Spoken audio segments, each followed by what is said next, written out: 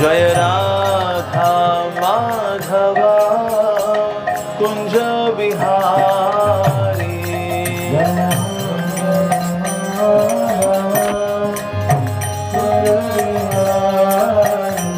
जय गोपी जन वल्लभा गिरिवरधारी।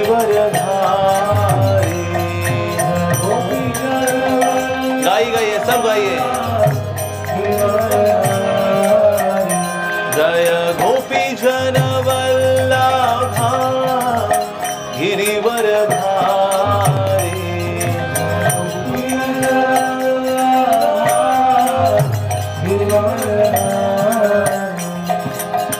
यशोदानंदन व्रज जनरंजन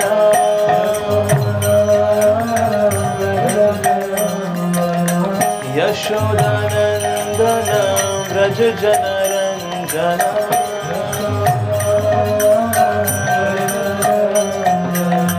यमुना तीरा वनचारी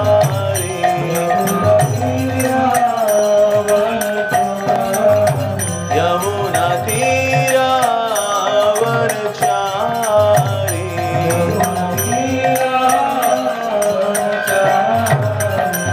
जय राधा माधवा कुंज बिहारी।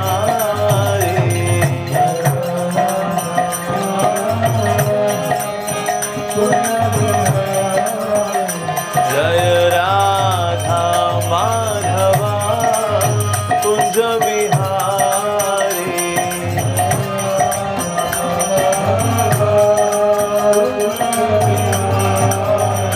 हरे कृष्णा कृष्णा कृष्णा हरे हरे हरे राम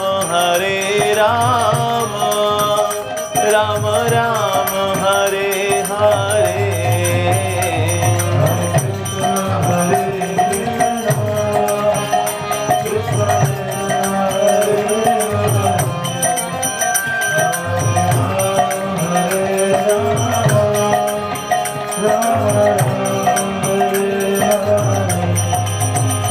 हरे कृष्णा कृष्णा कृष्णा हरे हरे हरे राम राम राम हरे हरे।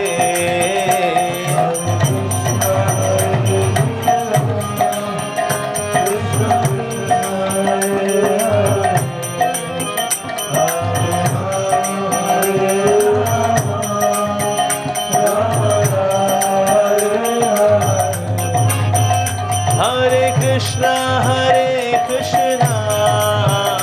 कृष्णा कृष्णा हरे हरे हरे राम राम राम हरे हरे।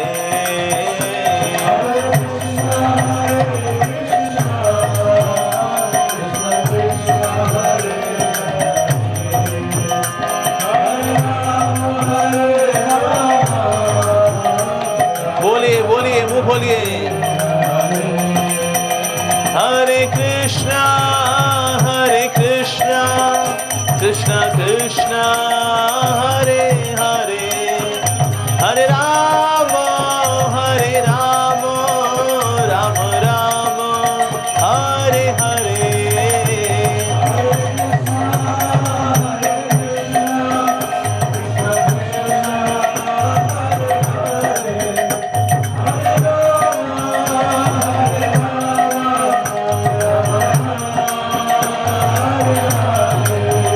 जय प्रभुपदा जय प्रभुपदा।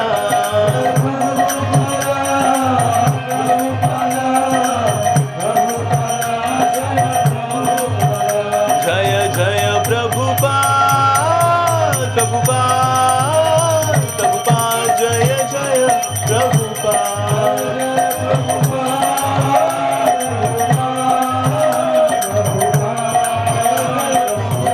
निताय गौर हरि बोल हरि बोल।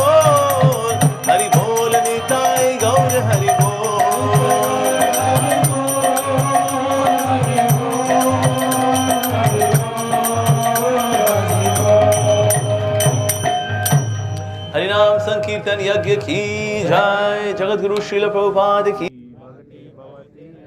मूकं करोति वाचालां पंगुं लङ्घयति गिरिं यत्कृपातमहं वन्दे श्रीगुरुदीनतारणं परमानन्दमाधवं श्रीचैतन्यईश्वरं हरे कृष्णा कृष्णा कृष्णा हरे हरे हरे राम राम राम हरे हरे। पाद की जय। आप सभी वैष्णव हरे कृष्ण। अध्याय 3 श्लोक। हरे कृष्ण।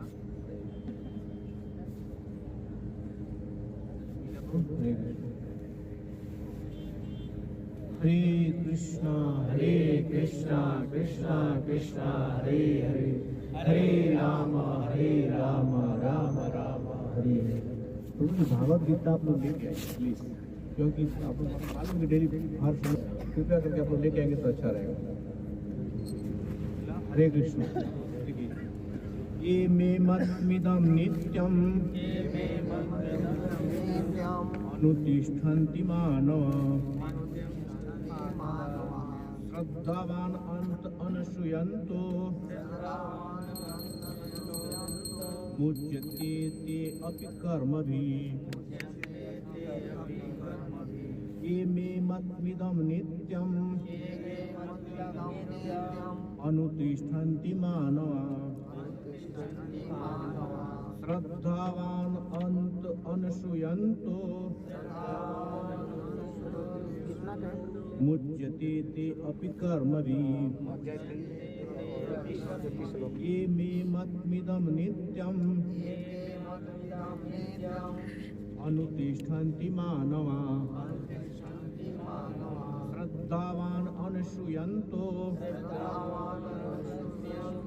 मुच्यते ते अपि कर्मभिः।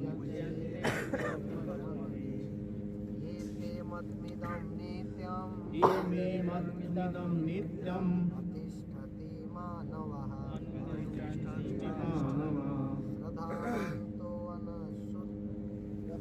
श्रद्धावान अनुसूयन्तो मुच्यन्ते अपि कर्मभिः। मुच्यते ते अपि कर्मभिः। ये मे मत्मिदं नित्यम्। इसका अर्थ है जो व्यक्ति मेरे आदेशों के अनुसार अपना कर्तव्य करते हैं और ईर्ष्या रहित होकर इस उपदेश का श्रद्धापूर्वक पालन करते हैं, वे सकाम कर्मों के बंधन से मुक्त हो जाते हैं। यह कौन कह रहे हैं? ये भगवान कह रहे हैं। क्या कह रहे हैं भगवान? कि जो व्यक्ति मेरे आदेशों, किसके आदेशों की? भगवान के आदेशों की, भगवान के निर्देशन के द्वारा भगवान जो व्यक्ति मेरे आदेशानुसार यानी भगवान के आदेशों के अनुसार काम करता है वह और ईर्ष्या रहित यानी किसी बिना द्वेष के, बिना किसी छल के, बिना किसी स्वार्थ के, ईर्ष्या रहित होकर के मेरा भजन भक्ति करता है। इस उपदेश का कौन सा उपदेश? ये जो भगवान उपदेश बताए हैं, जो बिना किसी स्वार्थ के निष्काम भाव से जो मेरा भक्ति भाव से मेरा भजन करता है, वो श्रद्धा पूर्वक, यानी कि भाव नहीं केवल भक्ति करते हैं, भगवान कोई भाव नहीं है, भगवान के प्रति भाव रखे, निष्ठा रखे कि हाँ यहाँ भगवान उपस्थित है। यह भाव से जो मेरा भजन भक्ति करता है वह सकाम कर्मों के बंधन से मुक्त हो जाता है। यानी जो कर्म का फल है वो कर्म के फल के बंधन से वह मुक्त हो जाता है। कौन? जो निष्काम भाव से ईर्ष्या के रहित होकर के भगवान का भजन भक्ति करता है वह कर्म के बंधनों से मुक्त हो जाता है। इसमें तत्वश्री प्रभुपाद जी की प्रभुपाद जी इस पर क्या कहते हैं? श्री भगवान कृष्ण का उपदेश समस्त वैदिक ज्ञान का सार है। ये भगवत गीता का जो उपदेश है वो क्या है? सभी ग्रंथों का सार है। सभी ग्रंथों से निचोड़ करके, निकाल करके यह भगवान एक ग्रंथ दिए हैं। वो क्या है? यथारूप भागवत गीता। ये भागवत गीता जो है सभी ग्रंथों का सार है, रस है, जिसको भगवान श्री कृष्ण ने हम माया में फंसे हुए भक्तों के लिए देकर गए, जिसको रसपान करके कौन सी वाणी रूपी रस को दिए हैं कि उसको हम लोग ग्रहण करके अपने जीव को भगवत धाम पहुंचा सके, इस माया के बंधन से छुड़ा सके। अतः किसी अपवाद के बिना यह शाश्वत सत्य है, यानी किसी सोचे बिना ये जो क्या है ये पूर्ण सत्य है। मान लीजिए हम लोग अभी यहाँ भोग लगाते हैं, उसकी कोई गारंटी है कि भगवान ने ग्रहण किए? कोई गारंटी नहीं है। हमारी एक विश्वास है कि हम भगवान को अर्पण किए, भगवान ने इसको ग्रहण किए। लेकिन ये जो भागवत गीता है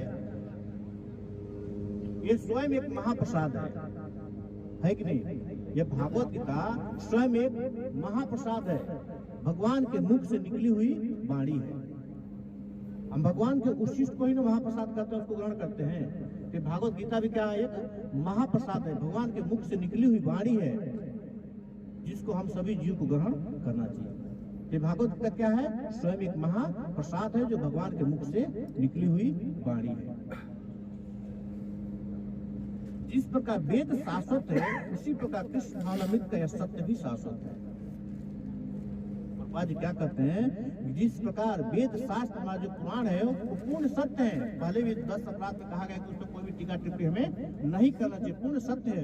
उसी तरह से कृष्ण भावनामृत में जो मनुष्य अपने को लगाया है वो भी पूर्ण शाश्वत है, सत्य है, एकदम पूर्ण है।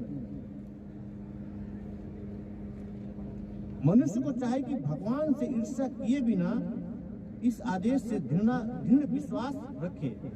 प्रभुपाद जी कहते हैं कि मनुष्य को चाहे कि बिना किसी सोच विचार के, बिना किसी द्वेष के, बिना किसी भेदभाव के अपने आप को भगवान कृष्ण के चरणों में समर्पित कर दे, कृष्ण भावनामय होकर के अपना जीवन निर्वाह करे। वह क्या है? यह भगवान का आदेश है। प्रभुपाद कहते हैं कि भगवान का आदेश है कि बिना किसी सोच विचार के, बिना किसी ईर्ष्या के, बिना किसी भेदभाव के हम अपने आप को भगवान के चरणों में समर्पित कर दें।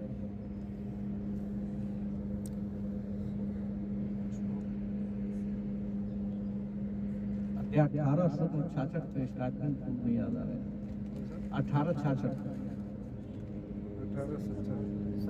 हाँ, भगवान कहते हैं क्या? सर्वधर्म परित्यज्य माम एकम शरणं व्रज अहम त्वं सर्वपापेभ्यो मोक्षयामि मा शुचि। यानी सभी प्रकार के धर्म को त्याग दो। वो धर्म क्या है? जो हम माया में फंसे हुए बंधन है, उस बंधन से आप निकल जाए, उस बंधन को छोड़ करके हमारे शरण में आ जाओ, मैं तुम्हें मुक्त कर दूंगा, डरो मत। पूर्ण रूप से भगवान इसमें गारंटी देते हैं। वो कहाँ है? भागवत गीता 1866। यानी हम अपने आप को निष्ठावान होकर एकदम भगवान को विश्वास करके अपने आप को भगवान को शरण दे दें, तो भगवान हमारे जरूर उद्धार करेगा। वे कभी भी सकाम कर्म के बंधन से मुक्त क्या करें? जो भगवत गीता पर टीका करते हैं किंतु कृष्ण में कोई विश्वास नहीं रखते हैं, वे कभी भी सकाम कर्मों के बंधन से मुक्त नहीं होते। प्रभुपाद कहते हैं क्या कि जो भगवान कृष्ण की पूजा भक्ति करते हैं लेकिन श्रद्धा विश्वास निष्ठा नहीं रखते भगवान के प्रति, ऐसे जीव कभी भी माया के बंधन से मुक्त नहीं हो सकते। प्रभुपाद स्पष्ट करते हैं कि जो बहुत से ऐसे हैं कि भगवान कृष्ण की भजन भक्ति करते हैं किसके लिए? बिजनेस के तौर, पैसे के लिए, लक्ष्मी के लिए। ऐसे जीव माया के बंधन से कभी मुक्त नहीं होते। प्रभुपाद क्या है? निष्काम भाव से, उसमें कोई भी भाव न हो, कोई श्रद्धा न हो, हम जो करते हैं किसके लिए करते हैं? भगवान के लिए करते हैं, भगवान के चरणों में समर्पित करके करते हैं। इस भाव से जो भगवान भक्ति करता है वह माया के बंधन से मुक्त हो जाता है। लेकिन जो सकाम भाव से अपनी इच्छा को, अपने स्वार्थ के प्रति भगवान से भजन भक्ति करता है, वह जीव कभी भगवान इस माया के बंधन से मुक्त नहीं हो सकता है। जैसे एक प्रभुपाद जी की एक छोटी कहानी में सुना, एक ब्राह्मण और मोची का। प्रभुपाद जी बता रहे थे कि नारद मुनि वैकुंठ धाम भगवान के दर्शन करने जा रहे थे, तो उनको रास्ते में एक मोची मिला।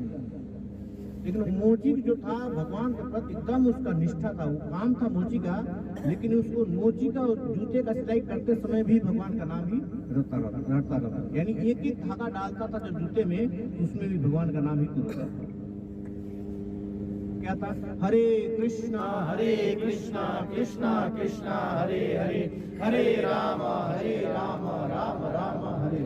इस रूप में भगवान का नाम जपते हुए वह उस फटे पुराने जूते को सिलाई करता रहता।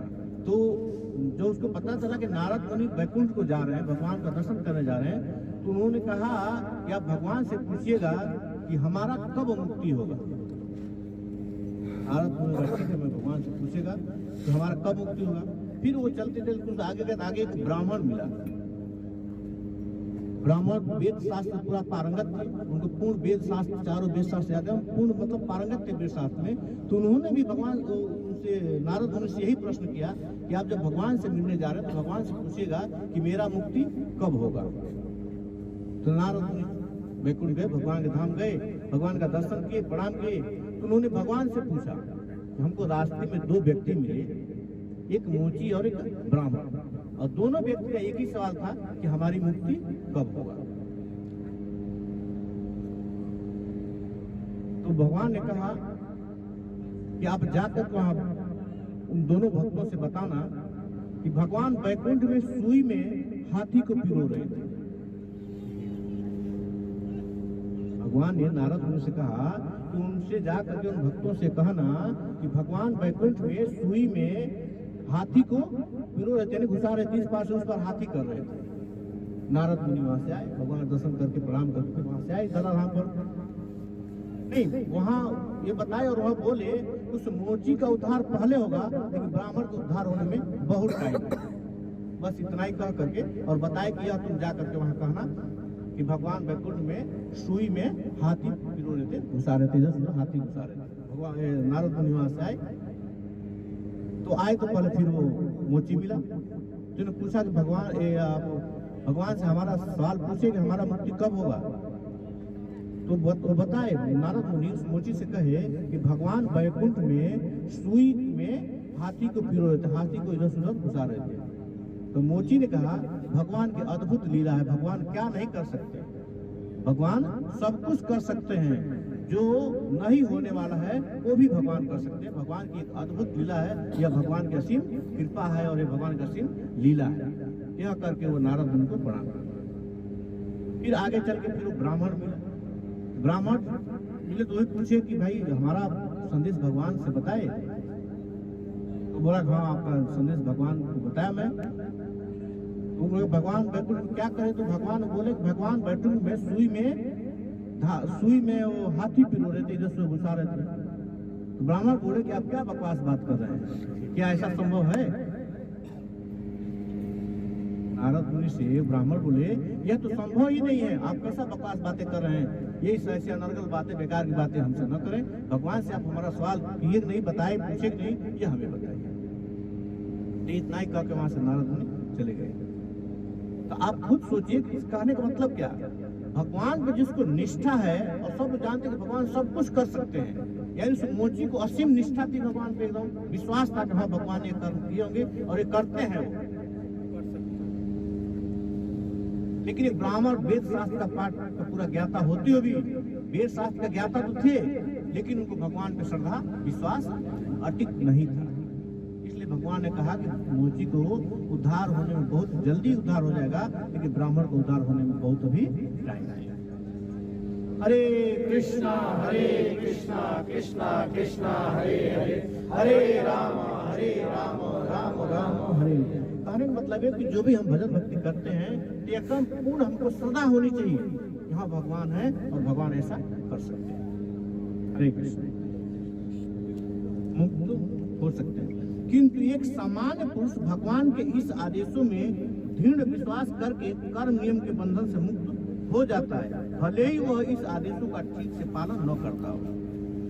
कह रहे हैं तो भगवान के आदेशों का जो निष्ठापूर्वक पालन, उसके कहने का मतलब, के कहने का मतलब कि जो भगवान पे एकदम पूर्ण दृढ़ विश्वासी है उसकी मुक्ति निश्चित है।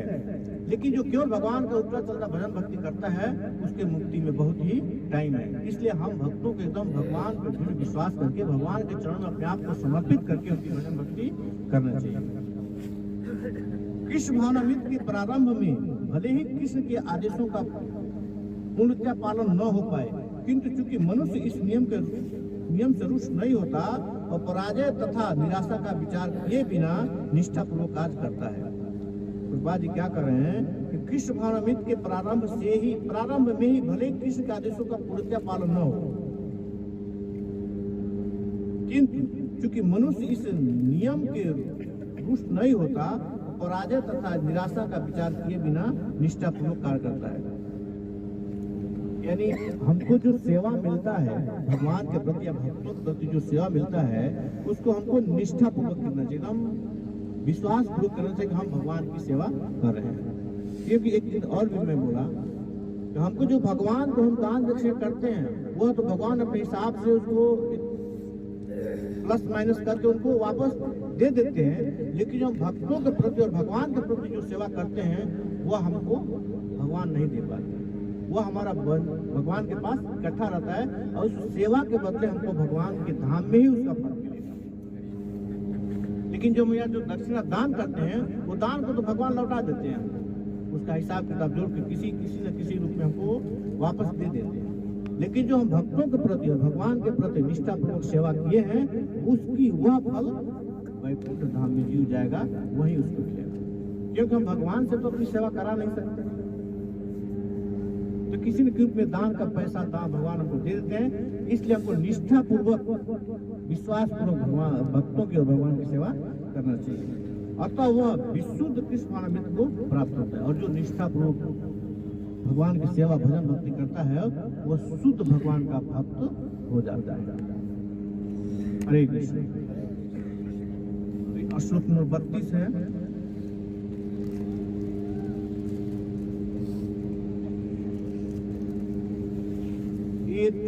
एतत् अवश्रुयन्त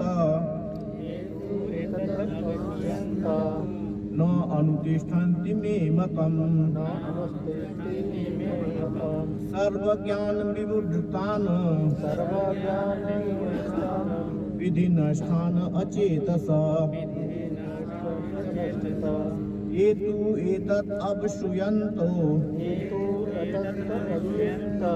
न अनुतिष्ठन्ति मे मतम् सर्वज्ञान विवुद्धतान् विधिनष्ठान् अचेतस एतत् अवश्रुयन्त न अनुतिष्ठन्ति मे मतम् सर्वज्ञान विवुद्धतान्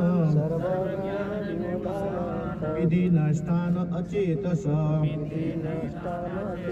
शब्दार्थ ए जो तू बोलिए आप लोग जो ईर्ष्यावश इस उपदेशों की उपेक्षा करते हैं और इसका पालन नहीं करते उन्हें समस्त ज्ञान से रहित दिग्भ्रमित तथा सिद्धि के प्रयोग में नष्ट भ्रष्ट समझना चाहिए। भगवान क्या कर रहे हैं, किंतु जो ईर्ष्यावश इस उपदेशों की भगवान के उपदेशों का पालन नहीं करते वे समस्त ज्ञान से रहित है, सभी प्रकार के ज्ञान से दूर है। कौन सा ज्ञान? भगवत ज्ञान से। वे सभी प्रकार के भगवत ज्ञान से रहित हैं, दूर हैं। दिग्भ्रमित तथा सिद्धि के प्रयासों में नष्ट। दिग्भ्रमित से जगत में केवल भ्रमण करते हैं और सिद्धि को कभी प्राप्त नहीं होते। यूं कल इनका जन्म क्या है? नष्ट भ्रष्ट है, बेकार है। कौन? जो भगवान के आदेशों का भक्ति भाव से सदापूर्वक पालन नहीं करते हैं, उस जीव का सभी ज्ञान भगवान भर लेते हैं और केवल एक प्राणी के रूप में, जीव के रूप में दुनिया में भ्रमित करता रहता है, घूमता रहता है। तात्पर्य शिला प्रभुपाद की। यहाँ पर कृष्ण भावनामृत न होने के दोष का स्पष्ट कथन है। तो बात कह रहे हैं कि जो जीव कृष्ण भावनामृत नहीं है, भगवान कृष्ण के चरणों में अपने आप को समर्पित नहीं है, उनका क्या दशा है उसका वर्णन किया गया। जिस प्रकार परम शासी की आज्ञा के उल्लंघन के लिए दंड होता है, उसी प्रकार भगवान के आदेश के प्रति आज्ञा के लिए भी दंड है। बात कहते हैं कि जिस प्रकार एक गवर्नमेंट सरकार का जो नियम है, उस नियम का पालन जो भी जीव नहीं करता है उसके लिए भी दंड का व्यवस्था है। पुलिस गवर्नमेंट रखी हुई है, अगर गवर्नमेंट के नियमों का पालन नहीं करते हैं तो उसके लिए दंड देने के लिए पुलिस रखी गई है। न्याय प्रणाली का व्यवस्था किया गया है, उसको दंडित किया जाता है। जैसे मान एक जीव है, अगर हम किसी जीव को मार दें हमें तुरंत सजा हो जाएगी। लेकिन वही अगर मिलिट्री मैन है जिसको गवर्नमेंट ने आदेश दिया है कि कोई अनर्गल काम करता है, किसी प्रकार का दुर्व्यवहार करता है, तो उसको मारने का अधिकार है और वह मार देता है, उसको कुछ भी नहीं होता। लेकिन वही जीव अगर उस न्याय प्रणाली से बाहर होकर काम करता है तो उसको सजा हो जाएगा। उसी तरह से जो भगवान ने नियम बनाए हैं, जो भगवान का रूल रेगुलेशन है, भगवान पे श्रद्धा नहीं रखता, जो जीव भगवान के नियम कायदे का पालन नहीं करता, वह जीव की इस धराधाम पे केवल भ्रमित करता रहे, घूमता रहता है। उसका जीवन क्या है? निष्फल है, बेकार है, और वो दंड के अधिकारी है। अवज्ञाकारी व्यक्ति चाहे कितना ही बड़ा क्यों न हो, वह शून्य हृदय होने से आत्मा के प्रति तथा पर ब्रह्म परमात्मा श्री भगवान के प्रति अनभिज्ञ रहता है। तो पांच क्या करें? अवज्ञाकारी व्यक्ति चाहे कितना ही बड़ा क्यों न हो, जो भगवान के नियमों का पालन नहीं करता है, वह चाहे कितना ही बड़ा हो, कितना ही बड़ा अधिकारी हो, कितना भी पैसा वाला हो, लेकिन उसका हृदय क्या है? शून्य है, बेकार है, उसमें कुछ नहीं, एक खाली अंधेरा है। इसलिए हमको कृष्ण भावनामृत में हमेशा लगा रहना चाहिए, भगवान के प्रति हमें निष्ठा रहना चाहिए। आप सभी यहाँ देखते हैं, जो आप लोग हाथ से खाना बनाते हैं, हम लोग बर्तन को कितना सफाई करते हैं। एक कढ़ाई है, मान लो कढ़ाई को हम लोग इतना रगड़ते हैं कि अंदर से चिकना एकदम चमकने लगता है, लेकिन बाहर से ऐसे काला लगता है। क्यों? इसलिए कि किसी प्रकार की गंदगी न रहना चाहिए। उसी तरह से हमको हमारी इस आत्मा को अंदर से बिल्कुल ही निर्मल साफ स्वच्छ रहना चाहिए। बाहरी कलर क्या है उससे कुछ मतलब नहीं, हम काले हैं, गोरे हैं, कैसे हैं, उससे हमको कुछ मतलब नहीं है। लेकिन जो अंदर हृदय है भगवान का, जो क्योंकि भगवान कहते हैं हृदय में भगवान वास करते हैं, तो जो भगवान के घर है, हृदय एक घर है, तो उस घर को हमको निर्मल रखना चाहिए, एकदम स्वच्छ रखना चाहिए। वो कैसे होगा? भगवान के नाम का जप करने से। हरे कृष्णा कृष्णा कृष्णा हरे हरे, हरे राम राम राम हरे। इस महामंत्र से ही हृदय को साफ किया जा सकता है। हमको इस हृदय, जो कढ़ाई रूपी हृदय है, इसको साफ करना है। ऊपर हमको चमड़ी से कोई लेना देना नहीं है।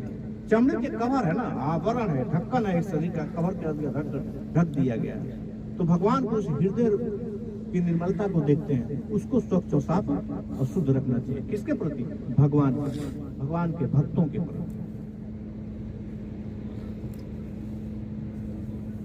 अतः ऐसे व्यक्ति से जीवन की सार्थकता की आशा नहीं की जा सकती। कैसे भक्त से? जो भगवान के प्रति शरणागत नहीं है, उस भक्त के प्रति कोई भी उम्मीद, उपेक्षा नहीं की जा सकती है। हरे कृष्णा। तो अभी हमने 2 श्लोक देखा। अभी थोड़ा सा हम बात करेंगे नित्यानंद प्रभु के बारे में। जो भी 2 दिन पहले नित्यानंद चतुर्दशी था, वो नित्यानंद प्रभु कौन है? स्वयं भगवान के ही अवतार हैं, भगवान के बड़े भाई हैं। ठीक। तो नित्यानंद प्रभु नरोत्तम दास ठाकुर कहते हैं कि नित्य लीला गुरु तत्व है। नित्यानंद प्रभु जो है गुरु तत्व है, और ये इनका नित्यानंद प्रभु का जन्म 1473 ईस्वी बंगाल के एक चक्र ग्राम में हुआ था। नित्यानंद प्रभु का जन्म 1473 ईस्वी बंगाल के एक चक्र ग्राम में हुआ था, और इनके पिताजी का नाम था हराई पंडित तथा माता जी का नाम था पद्मावती। नित्यानंद प्रभु के पिताजी का नाम हराई पंडित और माता जी का नाम पद्मावती था। और ये नित्यानंद प्रभु जो है स्वयं बलराम के अवतार है। जो कृष्णा अवतार में भगवान बलराम जी थे, वही चैतन्य महाप्रभु के जब इस धराधाम पर आए, तो नित्यानंद प्रभु चैतन्य महाप्रभु से पहले आए इस धराधाम पर। चैतन्य महाप्रभु से नित्यानंद प्रभु 13 साल बड़े हैं। 13 साल पहले नित्यानंद प्रभु इस धराधाम पे आ चुके थे। तो एक बार नित्यानंद प्रभु, जब बचपन से ही नित्यानंद प्रभु को नाटक करने का बहुत शौक था, और नाटक क्या करते थे? वो भगवान राम ने जो इस धराधाम पर किए, उस भगवान राम का रूप में नाटक करते थे, और इस कृष्ण बलराम जो इस धराधाम पर करके इस रूप में नाटक करने को उन्हें बहुत शौक, बहुत करते थे। तो एक बार उस गांव में नित्यानंद प्रभु नाटक कर रहे थे, तो नाटक में रामा अवतार में छोटे भाई थे उनके। रामा अवतार में ये लक्ष्मण के रूप में छोटे भाई थे, तो उसी रूप में इन्होंने भगवान का नाटक करना शुरू किया। तो वो नाटक में यही दर्शाया गया था कि जो भगवान लक्ष्मण जी को जो बाण लगा था तो मूर्छित अवस्था में पड़ गए। तो गांव के सारे बालकों को बुला के नाटक शुरू किए। तो वह स्थिति जब आया तो ये नित्यानंद वो मूर्छित रूप में जब पड़ गए तो गांव के लोगों, गांव के बच्चे को देखने लगे तो ये हिल नहीं डुल रहे थे, कुछ इशारा कर कुछ समझ नहीं रहते, तो छोड़ के सब भाग गए। और लेकिन गांव में जाके सब शोर मचाने लगे कि नित्या प्रभु को ऐसा हो गया ऐसा हो गया। तो गांव के सभी लोग आए तो इनको हिलाते डुलाते लगे, कोई भी इनके शरीर में क्रियाकलाप नहीं हो रहा था, एकदम मूर्छित अवस्था में पड़े थे। इनके माता पिता सब लोग रोने लगे। तो उसी रास्ते से ब्राह्मण आए, ब्राह्मण नहीं सन्यासी आए। सन्यासी आए तो उन्होंने देखे कैसा है, तो उन्होंने समझ गया कि यह भगवान के ही रूप है।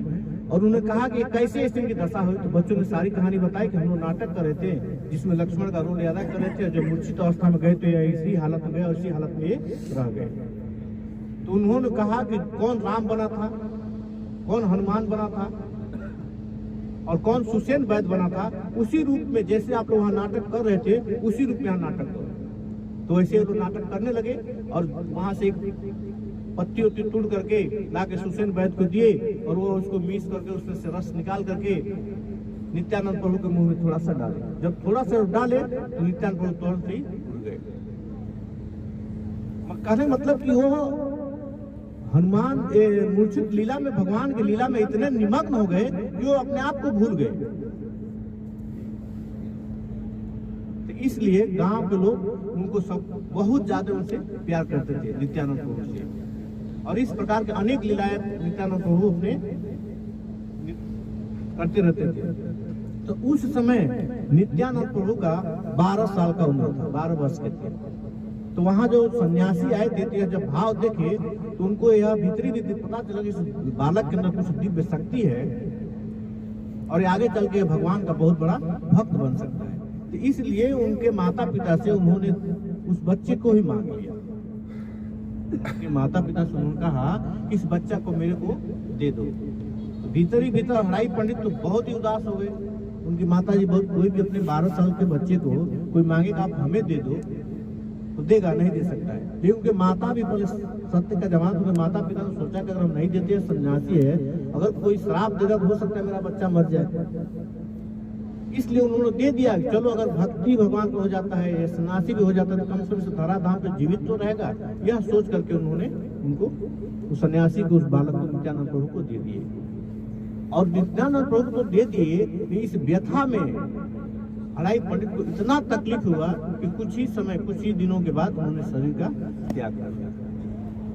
नित्यानंद प्रभु के पिताजी हराई पंडित अपने शरीर का त्याग कर दिए।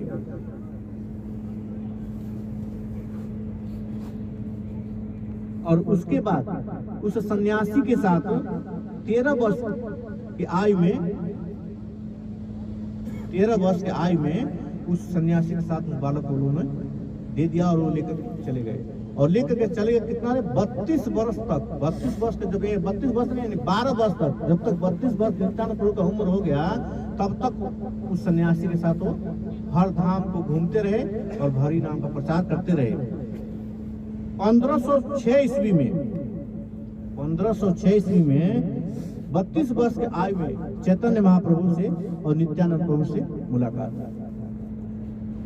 जब नित्यानंद प्रभु से और चैतन्य महाप्रभु की जब मुलाकात हुई तो दोनों इतने रोए, इतने दोनों को आलिंगित करके रोए, इतने रोए कि इन लोगों का शरीर पूरा आंसू के धारा से पूरा भर गया। एक दूसरे को देख करके ये दोनों चैतन्य महाप्रभु और नित्यानंद प्रभु रोते ही रहे, बात करते ही नहीं, इनकी बात क्या किया जाए।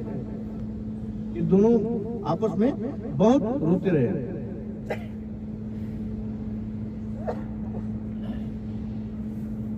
तो यह चैतन्य महाप्रभु यानी 32 वर्ष की उम्र में,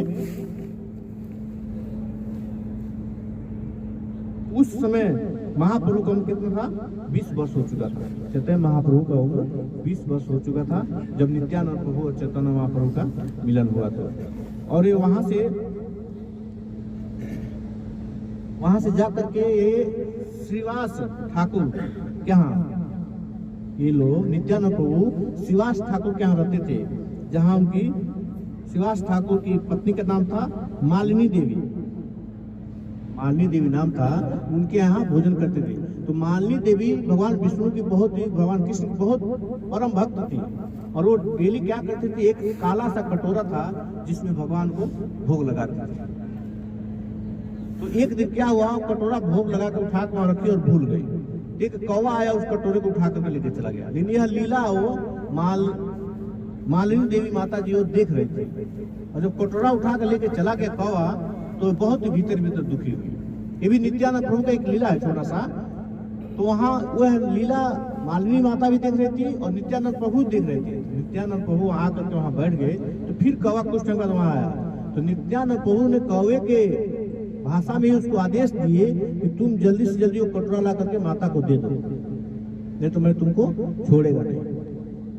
यह स्थिति देखी तो कौवा डर गया, और कौवा जा करके फिर वो कटोरा ला करके वहाँ रख दिया। ये सारी घटना मालिनी देवी माता देख रही थी, और यह जब घटना देखी तो बहुत ही आश्चर्यचकित हुई, बहुत ही विस्मित हुई और बहुत ही रोई। इसलिए कि नित्यानंद प्रभु को मैं पहचाना नहीं, और नित्यानंद प्रभु स्वयं तत्व गुरु तत्व है। और भगवान चैतन्य महाप्रभु के अगर हमको भक्ति प्राप्त करना है तो हमको पहले नित्यानंद प्रभु की सेवा करनी पड़ेगी, नित्यानंद प्रभु के शरण में जाना पड़ेगा। नित्यानंद प्रभु की शरणागत हुए बिना हमको भगवान चैतन्य महाप्रभु की शरणागति नहीं मिलेगी। यह छोटा सा मैं कथा सुना था YouTube में, उसको थोड़ा सा लिख करके लाया कि हम भक्तों के साथ थोड़ा शेयर करें। बहुत अच्छा। तो हम आप आज के ही पुराने प्रोग्राम हरे